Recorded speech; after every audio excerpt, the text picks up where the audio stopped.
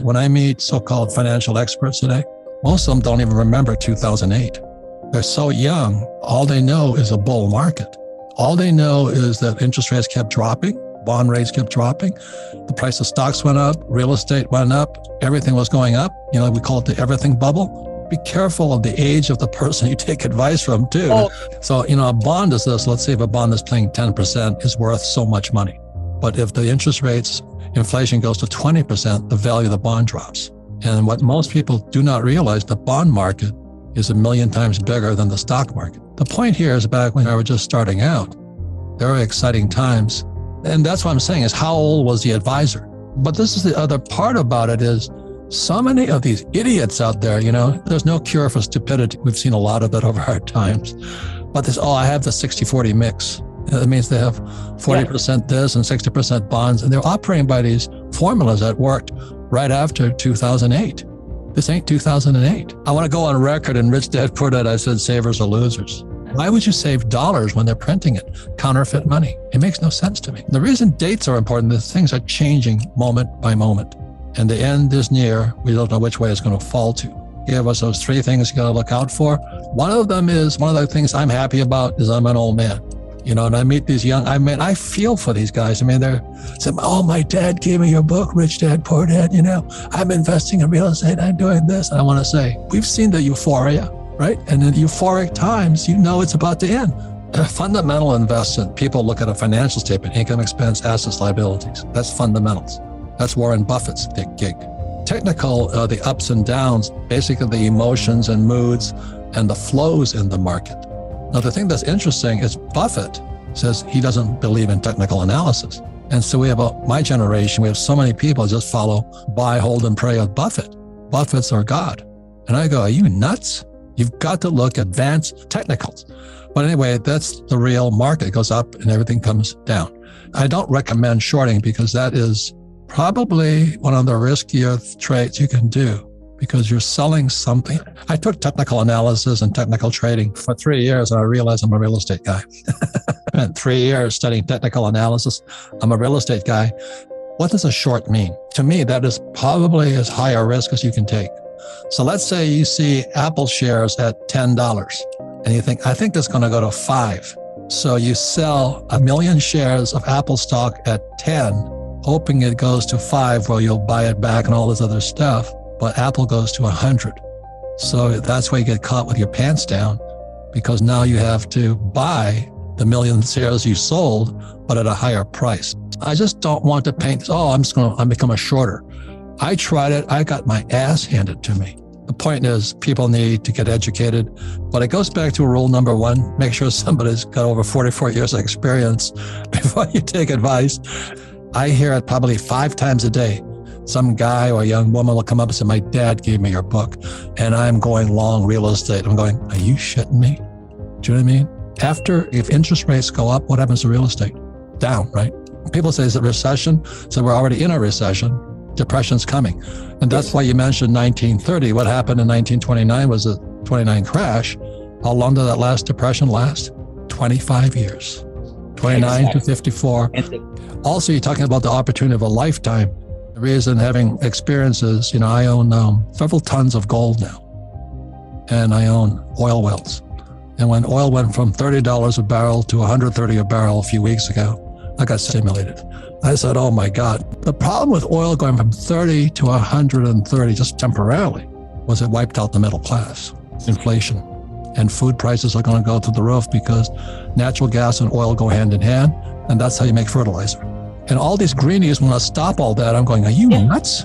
Are you nuts? Now, what happened to most of them was when they handed out the brains, they were missing in action at that time. Anyway, the point here is this. I was just watching CNBC, I think, and they were playing the hearings with Janet Yellen, and she's a greenie. She spent all this time talking about global warming, and I'm going, what about inflation? What about the war? What about the debt?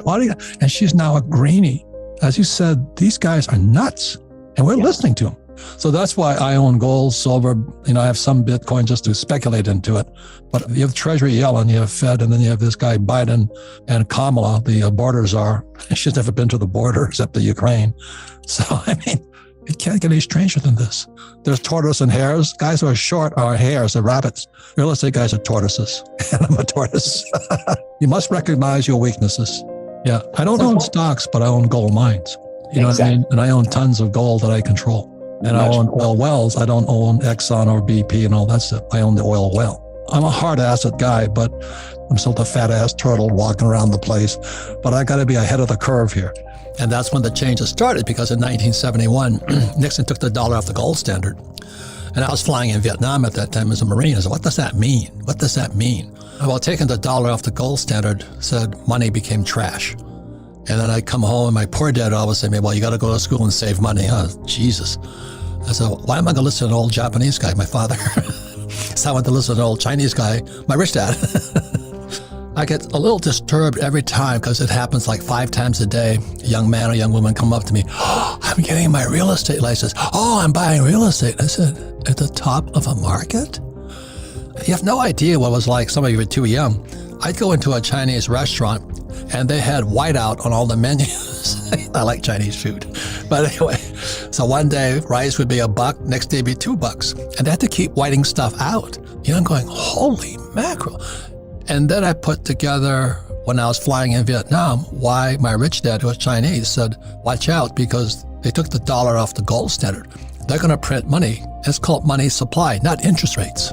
So they're going to try and raise interest rates to slow down the economy, and they're going to exacerbate. We're in a recession already because things are slowing. The velocity of money is slowing at high rates of speed, but also it's going to crash the economy, and we may be going into a depression. Now, oh, you're such a bad news guy.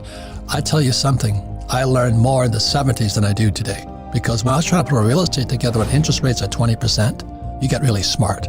I mean, I had to be creative and all this, still make it cash flow. So ladies and gentlemen, it's only, how creative, how smart you are in the future and how resourceful and resilient you are. Because I'm afraid we're heading into a depression. There's going to be a recession, that's a given. We're already there technically. But a depression is going to be a whole nother Megillah. And some people will be wiped out. The last depression gave us communism. And I'm afraid this guy Biden and Kamala are agents of who? We'll know. But anyway, and then there's always a silver lining. If China invades Taiwan, I'm a billionaire, but other people get wiped out. It's the best defense you can have against Biden, Putin, Xi, Treasury Secretary, what's her name, Janet Yellen, oh my God, and Powell. You have 3 clowns up there. And Kamala, the border czar, she hasn't been to the border. I was at the border yesterday, Mexican border. They're streaming across. They've opened the gates. Kids are making $1,000 a ride. So they rent one of these minivans. They can get 8 immigrants in. They're not from Mexico either. They're from all over the world. They load them into, I took pictures of it and they chased me away. But their high school kids are putting illegals in their vans, driving them north. So you have a crew of 8, $8,000. The rental van costs you $100.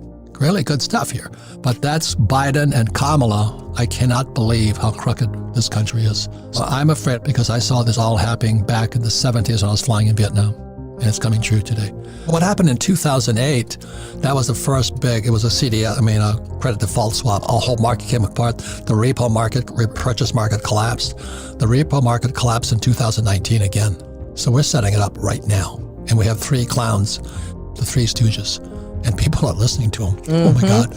The best defense against the 3 stooges, Biden, Yellen, and Powell, Fed chairman, is educate yourself. Mm-hmm. It is the most dangerous time in world history. I've never seen it this bad. And it goes back to 1971 when Nixon took the dollar off the gold standard. There is more, money can only come into existence via debt. That's the treasury market. Okay, that's beyond most people. And there's somebody, oh, buy treasuries, buy treasuries, buy treasuries. They're safe. And they may be. I'm going, and they, I have the 60-40. I don't know what that means, but I listen to the 3 village idiots, and they go, oh yeah, keep the 60-40. I don't know if it's 60% stocks, 40% bonds. I don't know. I don't do any of that stuff because I had a rich dad who was Chinese. Obviously, there's always 3 sides to a coin: heads, tails, and the edge. Rich dad stands on the edge. And that's the big thing. Another big problem coming up here is this. It's called Who Stole My Pension? My father was so proud, poor dad. He had a government pension. And that could be the worst thing you have today is a pension, because there's no guarantees anything in there. Right. It's been stolen by Wall Street. That's my opinion. It's not a fact, but I can see the heist. I call it the Communist Republic of Hawaii. and we own property there, and we're talking about what happens when the government gets involved in your own property. It never turns out good. And just FYI, Hawaii has the seawater, the ocean erosion is taking down houses.